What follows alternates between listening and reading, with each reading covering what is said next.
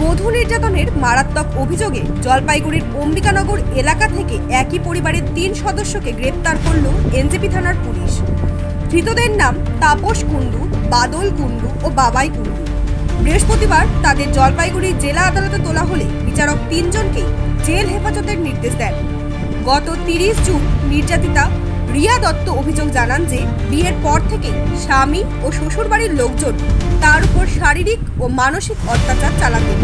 অভিযোগে রিয়া উল্লেখ করেছেন, কয়েকদিন আগে তাকে গলায় ফাঁস লাগিয়ে হত্যার চেষ্টা করা হয়। সেই ঘটনার পরে পুলিশের দ্বারস্থ হন তিনি। অভিযোগের ভিত্তিতে 3 অভিযুক্তকে গ্রেপ্তার করে পুলিশ। তদন্ত চলছে।